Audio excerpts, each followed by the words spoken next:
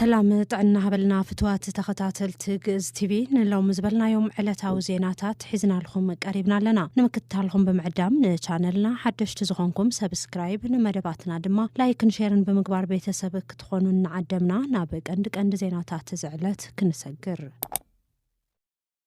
زرزر عاوت دبب جنبارن حزوام زوجة حدش تلوت تاتن حزنا لكم قريبنا لنا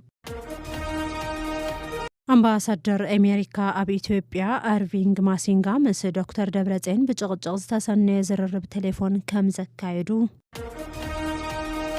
أبن نمسرح هاجراو من مخار مواقراو تحساتن بيناو سوقمتاتن زترأيلو يكبل مخصاصون خلوتن زيناتات زعلت يوم حزنا بزرزروم تمالي بجنبار قبون متقعتا عنديدو زمت سراويت إثيوبيا بسراويت تجراين فانون زي جمت وتصفعيت مسبطحو كاب كلن جنبارات مفراس جمير الله تمالي تشعتن حسخ لتشحن 14 بجنبار دوب تسلفو زنبرة بركت زبلو أبالات سراويت نتعم سلطان تباهيلو نزقبر كنتموت عين موتن بمبال ناب أبالات سراويت تجراي TDF بسلام إيدوم هيبوم يوم كابتم إيدوم زهبو أبالات سراويت إثيوبيا كم زبلو تسراويت أبز العالم تلالن ጭቆናን ከም ዝርከብ ገሊጾም እቶም ሰራዊት ወሲቖም ካብ ደቡብ ኢትዮጵያን ትንብገስ ናብ ወፍሪ ቀይሕ ባህሪ ተባሂልና ናብ ዝግንባር ምስ መጻና ግና ጁንታን ፋኖን ብሓደ ስለ ዝኾኑ ናብ ቀይሕ ባህሪ ቅድመ ምብጻሕና ነዚኦም ክነጥፍ ኣለና ዝብል ፕሮፓጋንዳ እዩ ተነጊሩና ክብሉ ተዛሪቦም ኣብቲ ሰራዊት ውሽጢ ዝለዓለ ውድቀት ሞራል ከም ዘሎ ዝገለጹ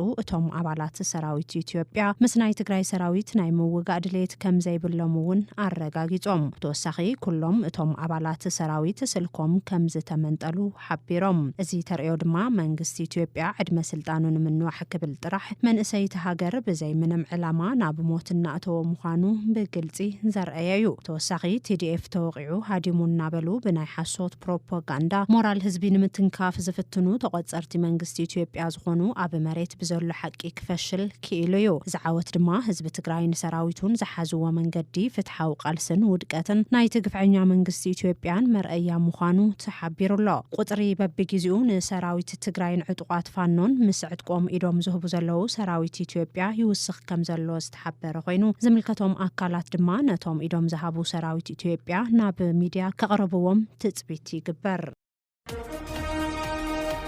أمباسادر أمريكا أب إثيوبيا أرفينغ ماسينغا مس دكتور دبرتين بجغجغ زتسنى زرر بتليفون كم زكايدو تحبيرو اتجغجغ زبكسو دما أمباسادر أمريكا أب إثيوبيا أرفينغ ماسينغا كبيد مسارح خينات كاب إيرتران ناب تግራይ كم زاتو أمريكا فلطو كم زلوان محبارومن وق شررنا دما بحوحت مجمارو زገልጽ حساب من صبارقومن مخانو تحبيرلو دكتور دبرتين ገብረ ሚካኤል ድሕሪ መጥቃዕቲ شررنا مس أمباسادر أمريكا أب إثيوبيا إرفينغ ماسينغا كم زتزارروبن أتوم أمباسادر نحوحت كم زتنقعو دكتور دبرتين ناب بوليت بيرو حوحت كم زقربو تحبيرو يوميدي ميديا نمنجتات بمتقاس أمباسادر ماسينغان دكتور دبرتينن أب قرباوان بالتليفون كم زتزارروبو حبيرو منجتات حوحت كم زحبرو دكتور دبرتين ገብረ ሚካኤል أب زحلف سومن أب زتخايد أخيبا بوليت بيرو حوحت مس أمباسادر أمريكا أب إثيوبيا إرفينغ ماسينغا كم زتزارروبن دحر وق شررنا واشنطن سقطا كم زمرصت مغلاصوم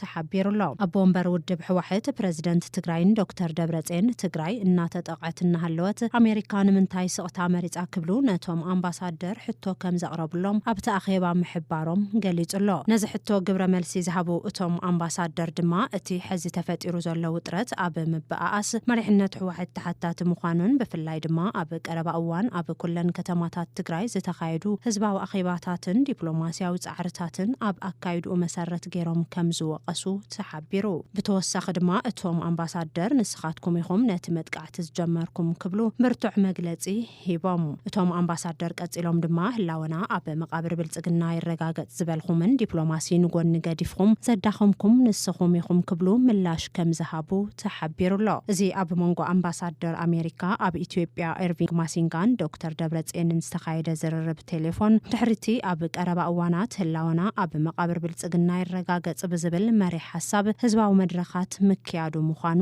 ተሓቢሩሎ። ኣብዞም መድረኻት ላዕለዎት ኣመራርሓ ውድብ ሕወሓት ደብረጽዮን ገብረ ሚካኤልን ሓላፊት ቤት ጽሕፈት ሕወሓት ወይዘሮ ፈትለወርቅ ገብረ እግዚአብሔርን ሓዊሱ ብዛዕባ ፖለቲካውን ጸጥታውን ኩነታት ትግራይን መጻኢ ርክብ ምስ ፌደራል መንግስትን ጽኑዕ መርገጽ ዝተዋሃበሉ መድረኽ ምዃኑ ይዝከር። ካብ መንጎቶም ኣብቲ መድረኻት ዝጥቀሙሎም ዝነበሩ ቋንቋታት ሓደ ዝኾነ ውድብ ቀዳማይ ሚኒስተር አብይ አሕመድ መንግስቲ ብልጽግና ምቕባር ዝብል ምዃኑ ተጠቒሱሎ። ዩኤምዲ ሚድያ ነቲ ካብ ኤምባሲ ኣሜሪካ ዝተረኸበ ምንጭ ጠቒሱ ከም ዝሓበሮ እቲ ኣብ መንጎ ኣምባሳደር ኣሜሪካ ኣብ ኢትዮጵያ ኤርቪንግ ማሲንጋን ዶክተር ደብረጽዮን ገብረ ሚካኤልን ዝተገብረ ዝርርብ ቴሌፎን ሓቀኝነቱ ብምርግጋጽ እቶም ኣምባሳደር ንዶክተር ደብረጽዮን ካብ ኤርትራ ናብ ትግራይ ታንክታትን መዳፍዕን ከም ዝኣተዋ ኣሜሪካ ከም ትፈልጥ ከም ዝነገርዎም ሓቢሩሎ።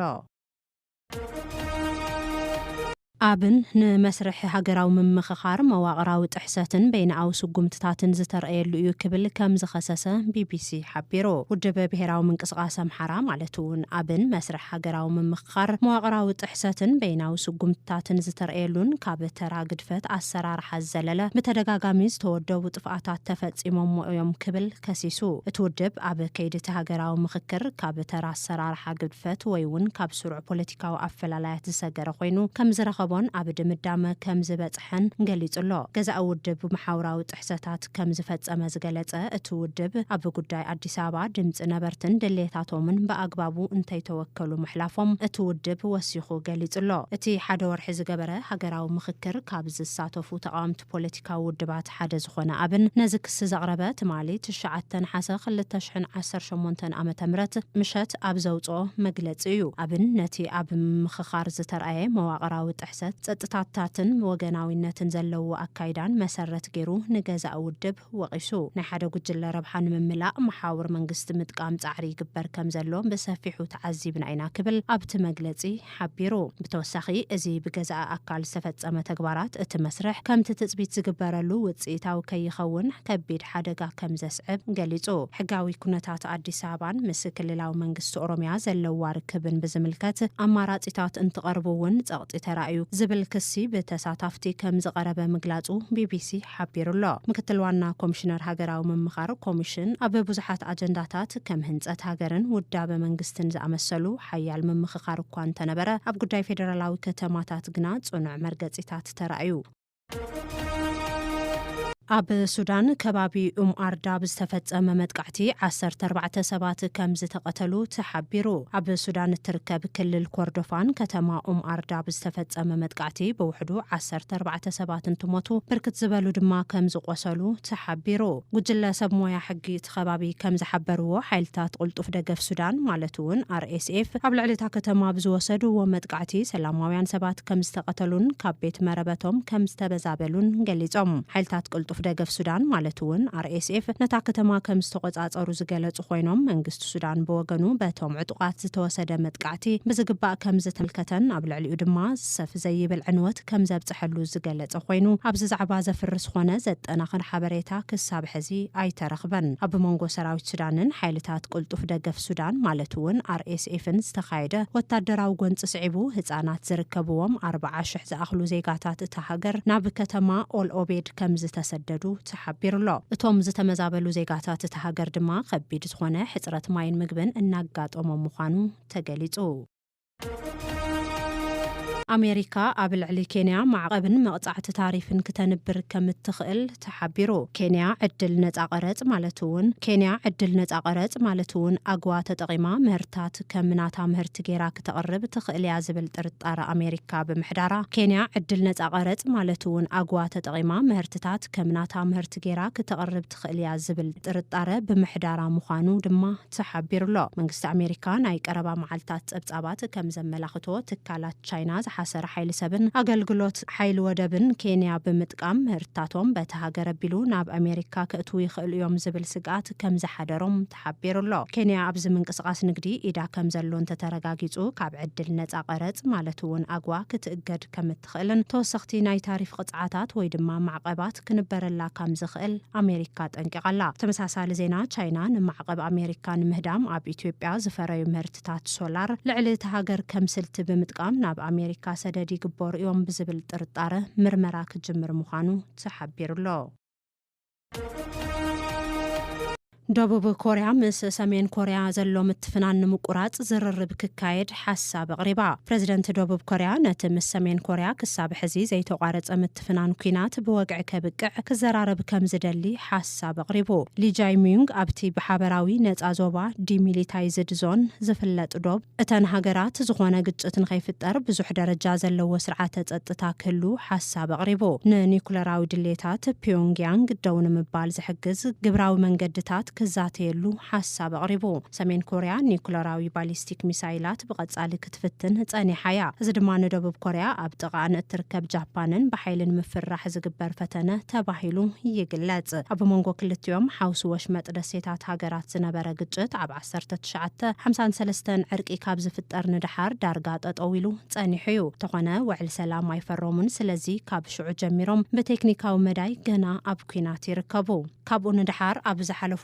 ዓሰርተታት ዓመታት ኣብ ጥቓቲ ናጻ ዞባ ጎንፅን ወጥርን ተራእዩ ዝሓለፈ ዓመት ቅድሚኡ ኣብ ስልጣን ዝነበረ ዩን ሱክየል ወታደራዊ ሕጊ ክእውጅ ብምፍታኑ ካብ ስልጣኑ ምስተኣልየ እዩ ፕሬዝደንት ደቡብ ኮርያ ኮይኑ ምስ ሰሜን ኮርያን መሓዝኣ ቻይናን ዝነበረ ዝሓርፈፈ ዝምድና ንምምሕያሽ ድማ ጻዕሪ ኣካይዱ ነታ ሓውሲ ደሴት ካብ መግዛእቲ ጃፓን ነጻ ዝወፀትሉ መዓልቲ ሓርነት ንምዝካር ኣብ ዝተኻየደ ስነ ስርዓት ንነዊሕ እዋን ዝጸንሐ ኩናት ነንሕድድና ንምፍራሕ እንገብሮ ምንቅስቃስ ገዲፍና ቀጥታዊ ዝርርብ ንጀምር ኢሉ ሊ ክልቲአን ሃገራት ንሰላማዊ ሓበራዊ ህይወትን ሓድሓዳዊ ዕቤትን ክዝትያ ተስፋ ከም ዘለዎ ብምግላጽ እዚ ድማ ንምዕባለ ኒኩለራዊ ዓቕሚ ሰሜን ኮርያ ደው ንምባል ዝሕግዝ ውጽኢታዊ መንገድታት ንምዝታይ መድረኽ ኮይኑ ከገልግል ከም ዝኽእል ገሊጹ ሰሜን ኮርያ ነዘረባሊ ክሳብ ሕዚ ግና ምላሽ ኣይሃበትን መንግስታዊ ማዕኸን ዜና ሰሜን ኮርያ ኪም ኣብታ ሃገር ንዝኽሪ መዓልቲ ሓርነት እታ ሃገር ብዕንበባ ብምንባርን ሓለዋ ክብርን ከም ዘኽብር ጸብጺበን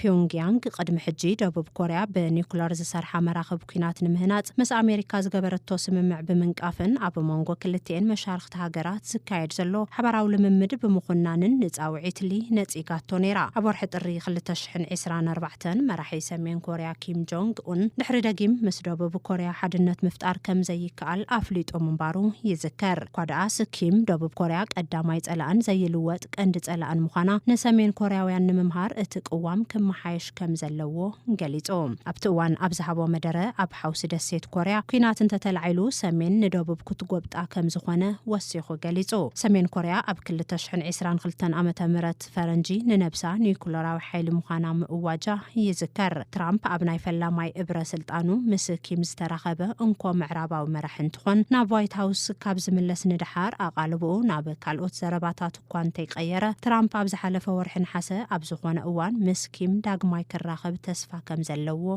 ገሊጹ ነይሩ እዚ ከም ዝናሃለወ ግን ሰሜን ኮርያ ናብ ባሕሪ ባሊስቲክ ሚሳይል ተኪሳላ እዚ ድማ ኣብዚ ዓመት መበል 11 ግዜ ፈተነ እዩ እቲ ፈተነ ድሕሪ ሒደት መዓልትታት ክካየድ መደብ ተታሒዙሉ ንዘሎ ሓበራዊ ወታደራዊ ልምምድ ኣሜሪካን ደቡብ ኮርያን ንምቅዋም ዝዓለመ ምዃኑ ድማ ይዝረበሎ